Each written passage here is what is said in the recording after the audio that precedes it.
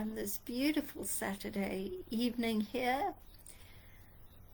We just had a wonderful Young Women's Global Leadership Network gathering earlier this evening.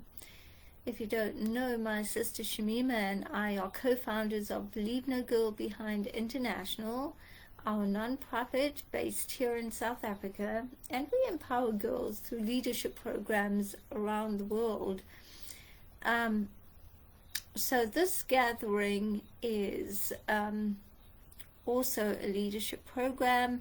It's online, and it's wonderful that young women around the world age 12 to 18 and 18 to 24 can gather and network and build friendships and community, which is so important. We just had a really great session earlier. So I'm feeling a sense of alignment. I'm feeling just the wonderful sense of how there can be growth in one's own life and growth in everyone else's, and that the whole connection, the relationship between everyone who interacts and gives to one another. To me, that is just fascinating and beautiful. I see how our young women not only receive empowerment, they're in a space to receive it, but they're also giving that empowerment to one another, and just seeing that warms my heart, and it's beautiful. Having said that, I started thinking about and just feeling a sense of powerful presence during our gathering. And it's amazing when you're powerfully present in a space, how much that changes things. It changes how much you can receive the information that's given to you. It really influences how you receive that energy that flows from one being to another, and just the energy that we co-create together in a group. So being powerfully present prompts the question, what do I bring to the collective table? We may have different beliefs. I believe that I've come into this particular lifetime to be able to have certain things flow through me, to be able to create the life I want and grow and have this personal evolution in a way that leads me to where I ask to be. So for me, it's really a matter of how may I serve? What may I bring to the collective table, to our co-creation together? And often we tend to underestimate what we bring to the table, as if it has no value, no bearing on anything. And what I say is that life calls for your presence. Do you show up? And it's not a sense of responsibility that you have to, but it's a sense of you get to. Life calls for your presence because no one else can bring what you bring. Your individuality is so unique and so asked for, and it is so receivable by those who are in a space to receive it, that they resonate and can meet the vibration that your presence holds. That's really powerful. that you have that presence. So being powerfully present is being present in that true sense of alignment, in your deepest truth, with everything you have. And the one thing that can either detract or give to the concept of with everything that you have is how you see yourself. When you're in your greatest sense of self-worth, in what I call the rebirth zone, you're coming to the collective table with your full presence, you being powerfully present. And when you feel like you're in the red zone, where you're feeling less than, you're not able to do that. So the most powerful preparation for giving it your all is to give to self, to sacredly nourish oneself to the point of being able to bring who you are in all its fullness and wholeness to the collective table that we share.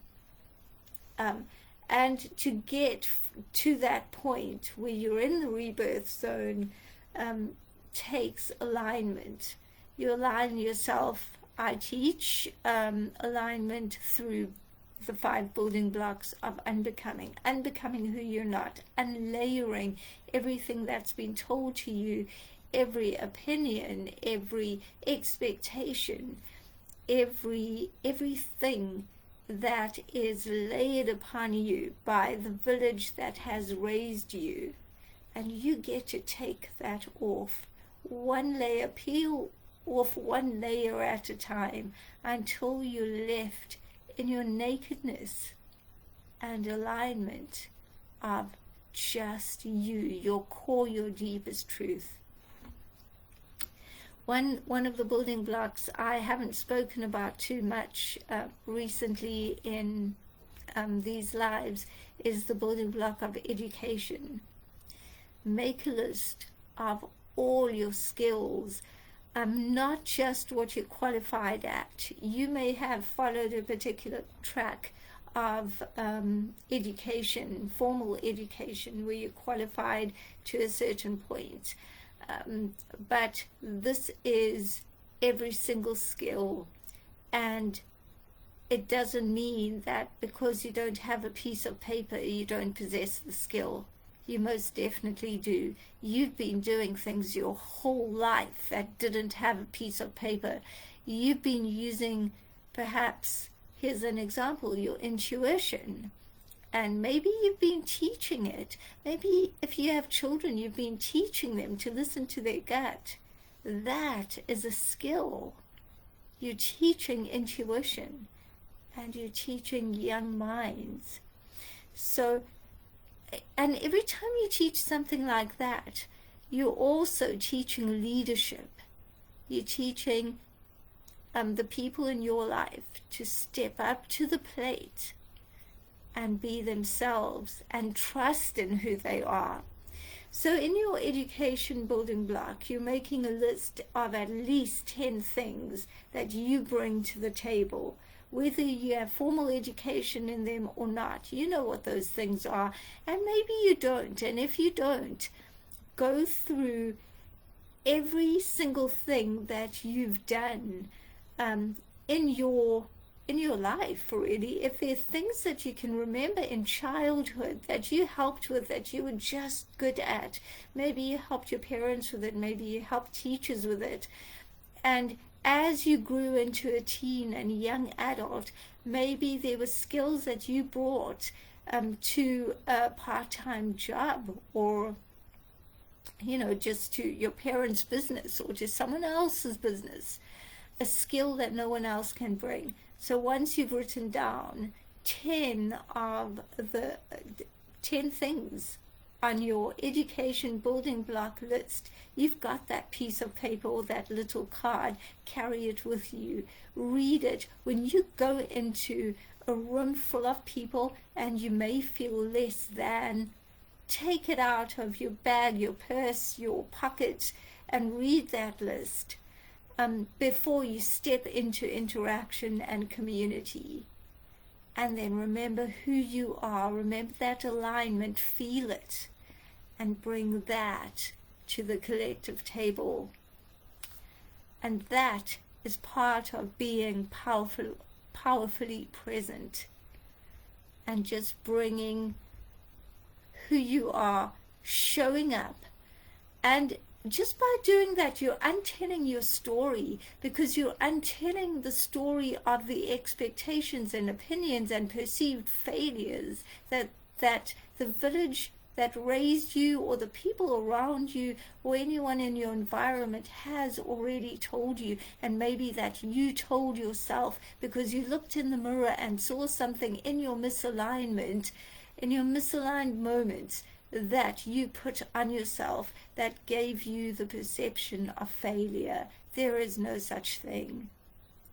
So free yourself, and once you're free, come in all of your nakedness of alignment, and know that you are powerfully present, and that your presence is not required but is valued. Your presence is valued, and you're right here, being who you are, in community, and no other being can give what you give, and the world needs you. That's where we're at. And we all get to do that, and we all get to benefit from that. Thank you for your presence at our collective table. Love and light to you. Thank you for the comments too. So much appreciation.